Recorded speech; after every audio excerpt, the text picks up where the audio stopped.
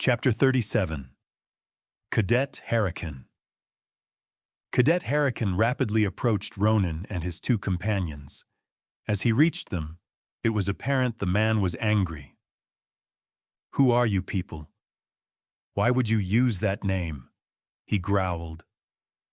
Ronin could feel Simons shrinking back behind him. "Whoa! Calm down. Isn't that your name?" Ronin asked, a bit bewildered by the sudden aggression. The red-haired young man leaned in closer. "Listen, man," he silently hissed. "I don't know what your problem is, but don't use that name around here. This place is the only time I get to have fun when I'm not at the academy. Don't think I lack the power to ruin your lives. One word from me, and nobody in this city will ever hire you ever again." So that's what got him so worked up. Ronin mentally slapped himself. Hurricane was likely using a code name in order to stay under the radar. If it was discovered that the Space Force Academy's star student spent his free time engaging in illicit street racing, it would probably cause a scandal. With how famous Hurricane was, his code name was probably the only shield he had against government surveillance. "Look at my suit. I'm from the Academy too, and I don't use a code name," Ronin began, attempting to explain himself. Well, he did have something akin to a code name, but being called the Defiler was not exactly the same thing as Speed Demon. Not to mention that the Defiler was currently wanted by the government for bioterrorism. As Hurricane furrowed his brows, Ronin hastily continued, "We just didn't know it was a big deal, all right?" "Really?" the legendary genius asked. "Of course!" Ronin nodded, then reached out for a handshake. "Name's Ronin Maximus, by the way. Nice to meet you." Hurricane didn't shake his hand, but he at least seemed to calm down a little. Looking over the trio, he asked, "What are you guys here for anyways? Are you planning to join the race as well?" Simons, having finally worked up the courage to talk, began to speak in a melodic voice. No, we'd never compete with one such as yourself, Speed Demon. We're here because we plan to design a racing ship, and you fine gentlemen are just the type of customers we're looking for." "Hang on. You're from the Simons family?" Hurricane seemed to have noticed something and was staring intently at the bald designer. Simons began shuffling his feet, looking down at the ground as Hurricane continued. "To think a member of one of the 10 great families would be here of all places." His face broke into a knowing smile. "I see I'm not the only one skirting the law to get what I want. Perhaps we could come to an agreement?" Before Simons had the chance to answer, Ronin stepped in. "Absolutely. In fact, we'll even happily hand over the first ship we make to you, free of charge." Hurricane looked pleasantly surprised, probably not expecting to be offered a racing ship right out of the gate. "It's not exactly what I had in mind, but it sounds like a very generous offer. In fact, it sounds a little bit too generous. There's a catch, right?" "There is," Ronin agreed. "It's a minor thing, really. Just fly our ship when you race. We want brand recognition, and if our ships win races, more people will buy them." Hurricane nodded in understanding. All in all, this chance encounter was turning out rather well. As they began negotiating a deal for the upcoming design project, Ronin could tell Hurricane really wanted a new ship. He was also being very specific about the ship being untraceable and off the books, and Ronin exploited that for all it was worth. Before long, they'd finalized an agreement, and it was time for the race to start. "Did that really happen just now?" Simons exclaimed, giddy with excitement. "That's Cadet freaking Hurricane, and you not only got him to fly our brand, but to act as a test pilot as well." They looked at the retreating back of the famous pilot as he reached the gray ship, then entered. "He's a thrill seeker. I've known quite a few people like that over the years. Once I knew what he was like. It wasn't hard to convince him, Ronin replied. Simons glanced back at Ronin. You mean to say, he's a thrill-seeker like yourself? Sigh. Yeah, I guess, Ronin begrudgingly admitted. It was a part of him as well, that need for adrenaline, that tiny spark, just waiting for something to come along and ignite it. Guys, something seems to be happening, Dmitri interrupted. Along the skyscrapers lining the street, huge holoscreens flickered on. Covering the entire side of each building, they spanned maybe 100 meters in length and twice that in height. In fact, the screens were so enormous, the entire venue lit up, and Ronin could see several people covering their eyes. A voice, amplified with the aid of speakers, began announcing over the music. To the old familiars, you know what to expect. The betting pools are open. Chuckles could be heard amongst the crowd filling the street, and the announcer continued. And to our new arrivals, welcome to our humble event. We have ourselves quite the lineup today. The announcer began listing up ships and their respective drivers, and the massive screens, as if following along with the man's every word, displayed each craft the moment its name was called. More and more types of ships began filling the massive screen, from elongated, thin crafts, specialized in cutting through the air as efficiently as possible, to crafts with oversized thrusters, looking more like a rocket than something someone would drive. Every new racing ship was simply bursting with personality, and Ronin couldn't get enough of it. Time passed as the holoscreens filled up, and eventually it was Hurricane's turn. Up next, we have today's favorite, the Zabura B9 and its driver, Speed Demon. The matte gray shuttle came up on screen, not looking like it had been modified at all. In fact, it looked like something someone's grandmother would drive. It didn't belong here. The excitement building in the air, however, told a different story. People began raising their hands and the crowd roared as the atmosphere seemed to ignite. In response, Hurricane revved the engine, and the already crazed crowd went even wilder. A few more ships came up, and as the last ship was called, it was time for the race to start. Are you ready? The announcer shouted over the speakers, and the crowd cheered back in anticipation. 3, 2, 1, go. The race was on, and the ships took off, their drive plumes burning long scorch marks along the ground. As the ships shot ahead at full speed, it did not take long before they were out of sight. But the giant holoscreens were there for a reason.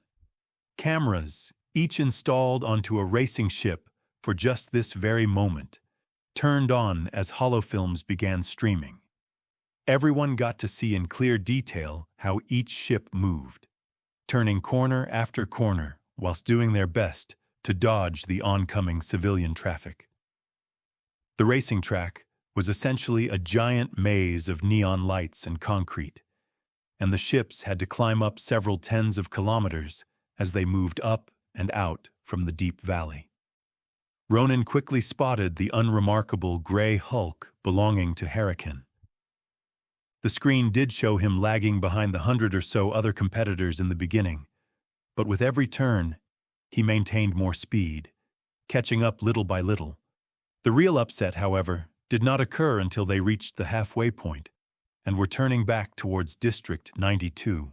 Hurricane's ship, right before turning around, suddenly activated thrusters installed at the lower end of its hull, gaining enormous speed along the turn.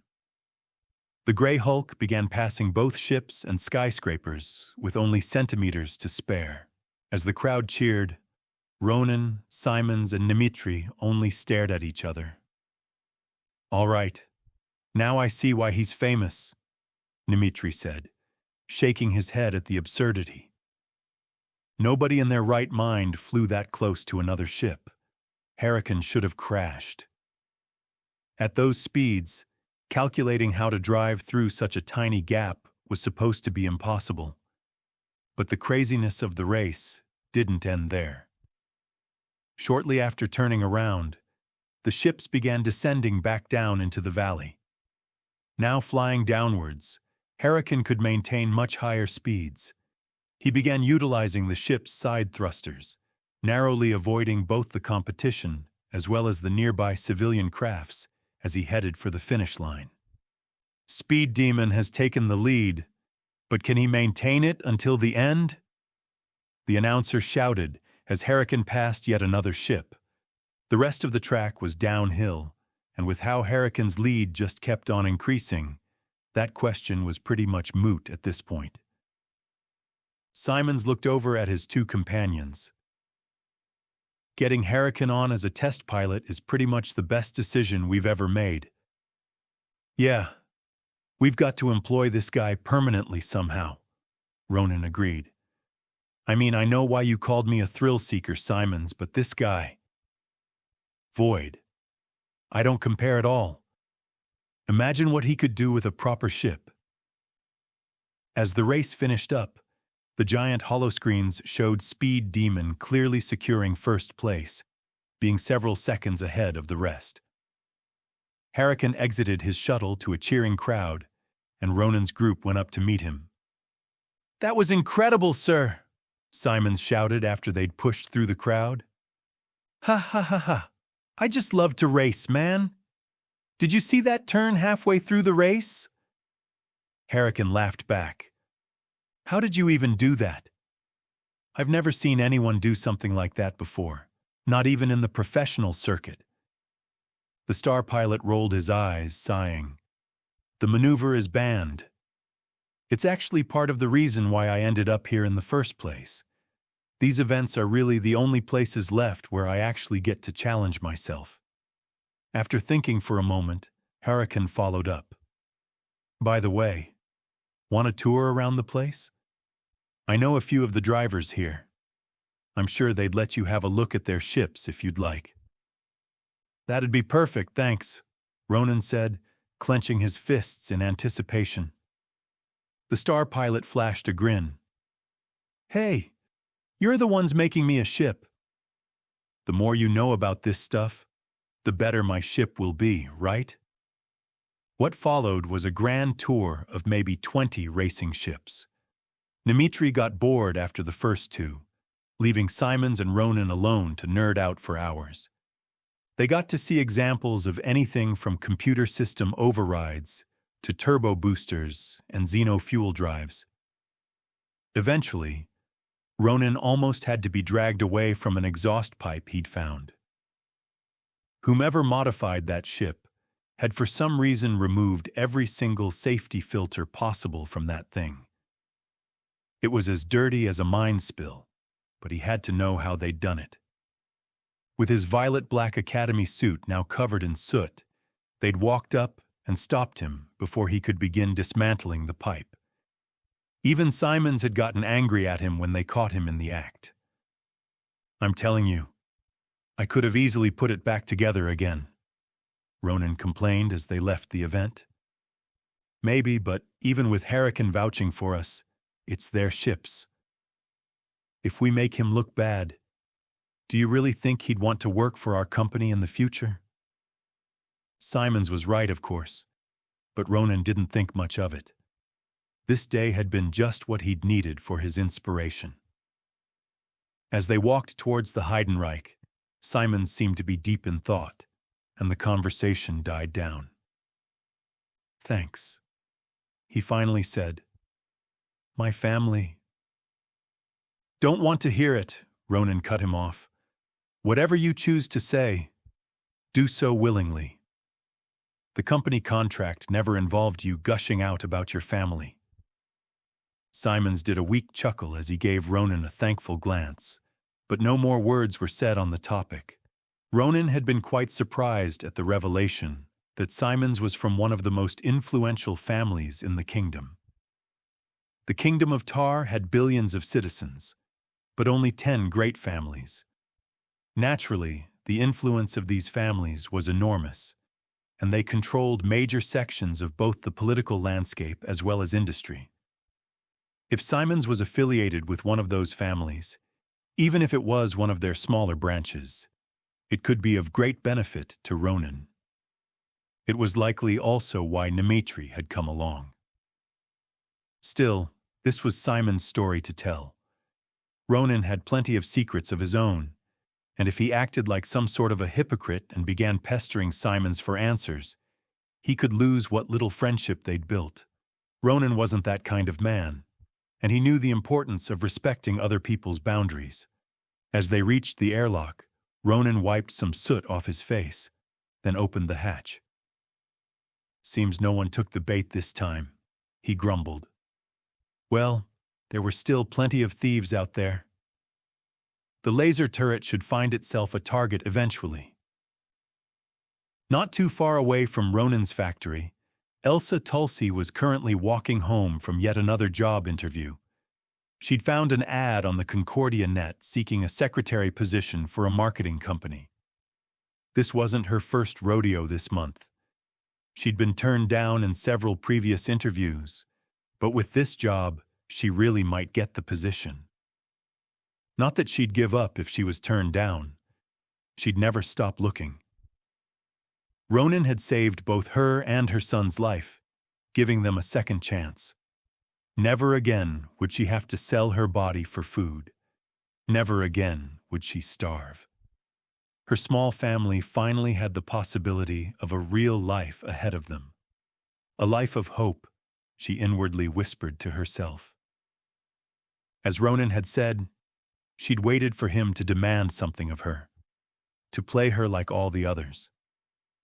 A helping hand always came with a cost, but in this case, it seemed he'd really just wanted to help. She felt her heart warm every time she thought about it. I will have to thank him the next time I see him. But how do you thank a man who has already given so much? The sound of a crying child broke her out of her thoughts.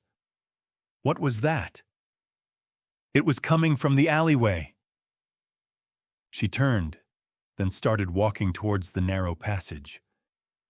Why would a small child be left alone like that? It would have been normal in the slums. But here? As she entered the passage, Elsa saw a small, brown-haired girl no more than maybe 6 or 7 years old. Tears fell down the small girl's freckled cheeks as she seemed to be in great pain. "What's the matter, little one?" "Where are your parents?" Elsa asked, moving closer. I help," the small girl replied, her words coming out as unclear amidst the tears. Elsa put her hand on the little girl's shoulder, feeling a sense of weakness befall her as she did. Strange. What was going on? Why would she feel tired all of a sudden? She'd just slept a few hours ago. The child stopped crying, and its weak snuffles were replaced by a hoarse cackling only an adult could make. Elsa now had to fight just to stay conscious. She looked down at the hand touching the girl's shoulder. It had turned wrinkled and old. She tried to pull it away, but it wouldn't budge. The tiny brown-haired girl began changing, growing larger. Elsa, on the other hand, only felt herself growing weaker and weaker. Was she dying? When she saw what the small girl was turning into, however, a far greater fear than death overcame her. Her son, Scrabby, was in grave danger.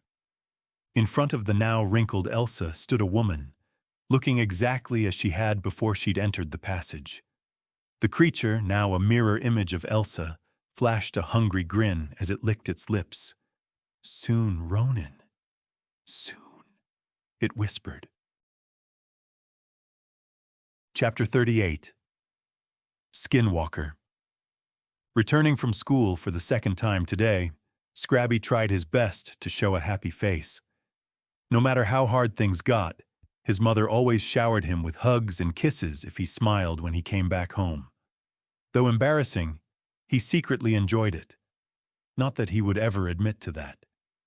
Heroes like Ronin stood brave in the face of the scary and sad things, and most assuredly did not need a mother to hug them.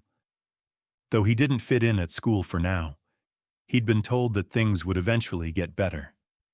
He hoped that meant soon. Opening the door and entering his new house, he did his best to smile, but his mother... Why was she standing alongside the wall like that, vacantly staring into the air? Strange. She always came to him with a warm smile when he entered. With the rest of her body still unmoving, his mother turned her head eerily as a smile began slowly forming across her lips. But this smile was different. Scrabby started shivering as dread and confusion filled him. Was this really his mother? "Come here, little one," the woman said. No, it couldn't be. Though the sound of her voice was the same, the way she'd said it. "If you don't come to me, I'll come to you." Scrabby began hyperventilating as confusion turned to terror. Step, step, step, step. The woman moved unnaturally fast, reaching him in an instant. Swiftly, he was grabbed by the neck, and he heard her draw a sharp breath as she did.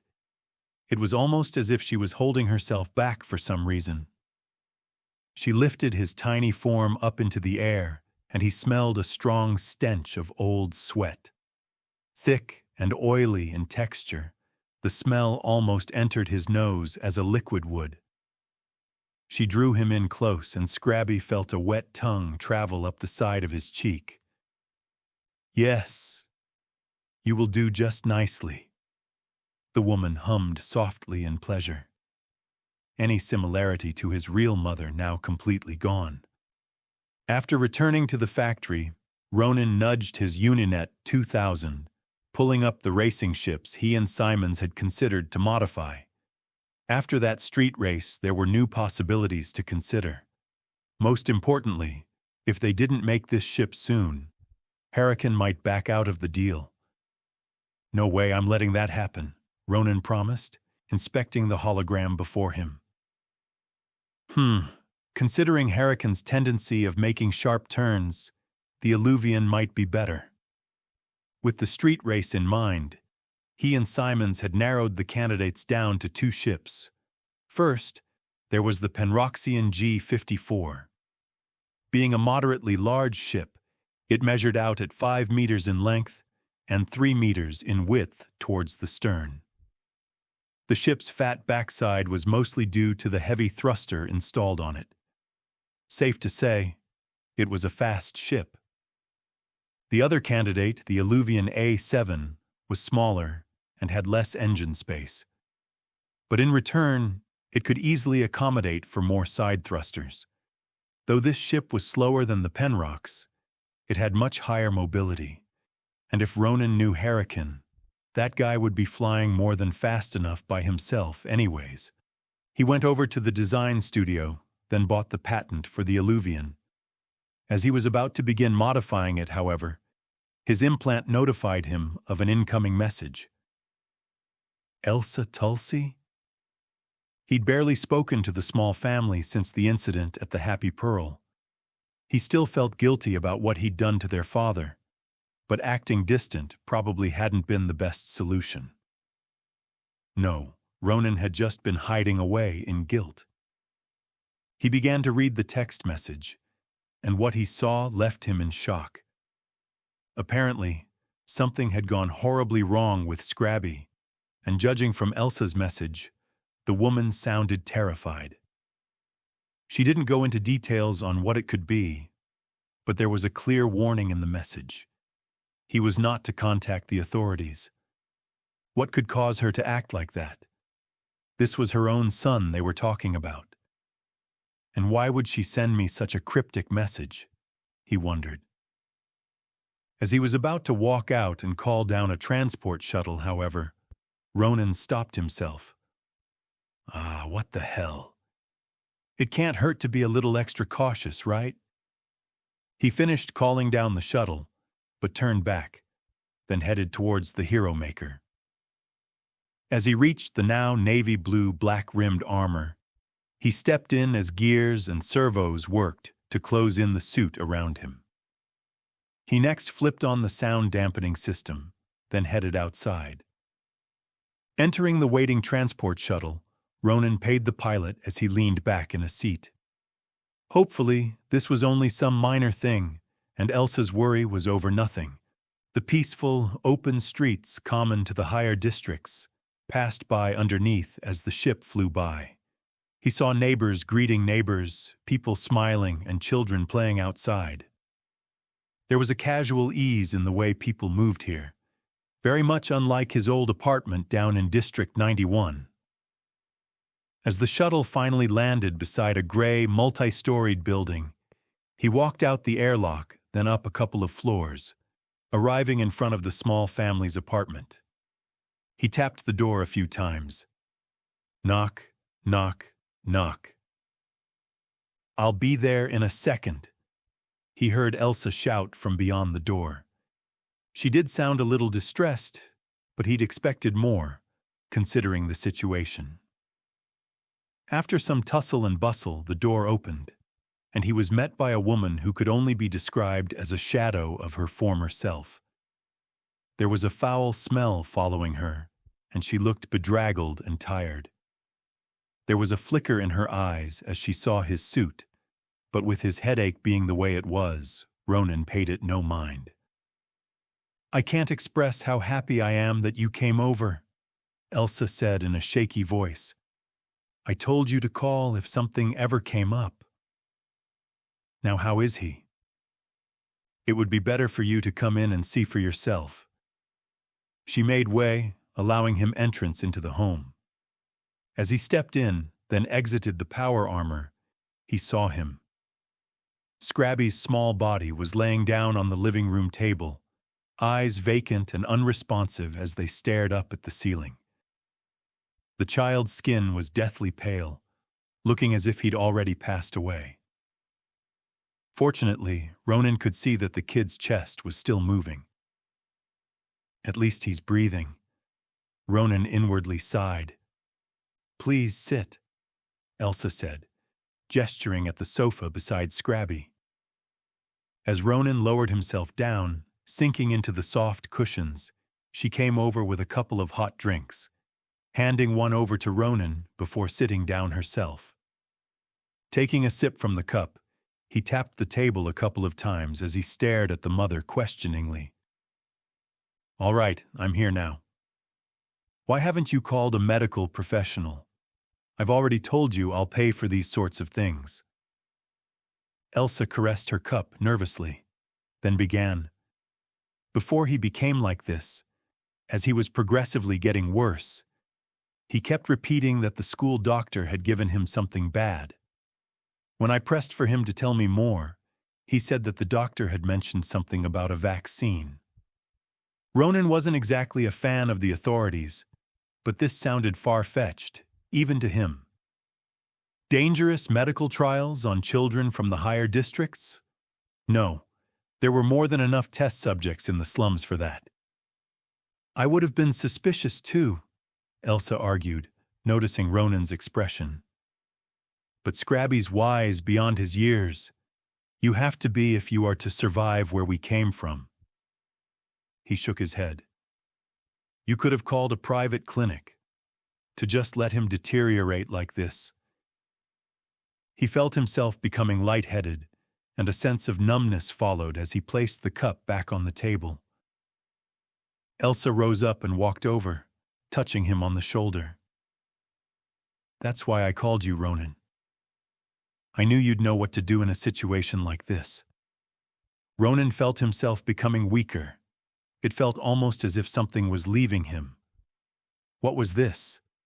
The way Elsa had spoken, her cadence, her arguments for not calling the authorities, the way he seemed to be weakening right now.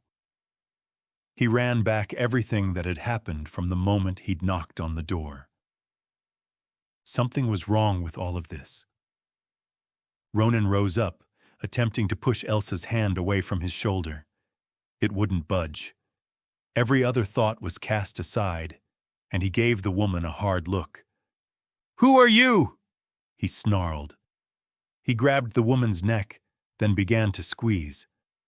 "So, you're not just a brute after all," the imposter chuckled, her voice now raspy. "Though I'd have to say, I'm quite surprised. I put enough sedatives into that drink to put down a dozen men. For you to still be standing." Ronin felt as if his hand was becoming weaker, and he tried to pull it away. "No, it's like with her hand on my shoulder. It's stuck." A terrifying realization began to dawn on him as connections started to lock in place. That small girl he and the Hammers had encountered as they breached Spectre's compound. Those strange and inexplicable actions of Elsa, his uncle's and Argus's warnings. That little girl, it was the ghost butcher. It has to be. And he's here right now, wearing Elsa's skin. Ronin's mind raced as all kinds of various techniques flashed past his eyes. There had to be something suitable in his repertoire. A way out of this. Hadn't Sleeping Empress used a pretty effective punch at close distances like this? That could work. He didn't have willpower like her to aid him, but he'd seen the basic movements of the technique, and it should be feasible. As Ronin felt himself weakening further, he took a deep breath, then let it out as he relaxed every single muscle he had. Imagining his body as if it was a fluid, he reached the highest state of relaxation he could, then, in an instant, strained every single muscle he had as he exploded into action. Twisting his back leg, he generated movement, accelerating it further as he turned his hips. His core moved, his upper body moved, his shoulders moved, his arm moved, then finally, his wrist moved. Almost every single muscle in Ronin's body flowed in coordination as they all worked together for one purpose, and one purpose alone: to make his punch stronger. Boom! As the closed fist hit its mark, Spectre lost his grip, flying across the room before crashing heavily into the wall. Ronin could see a big wound right below the man's ribcage, right where his punch had landed. He took a step towards Spectre, but faltered, his leg giving out as he fell to one knee. Not good. How much of me did he take? He thought, reminded of the dark room at the end of Spectre's lair. This man? No, this creature wasn't human. He looked at the hand which had held Spectre's neck. It was covered in hundreds of microscopic holes. Without his enhanced vision, he never would have noticed. "So, you're a skinwalker," Ronin said, looking at the wounded alien with contempt.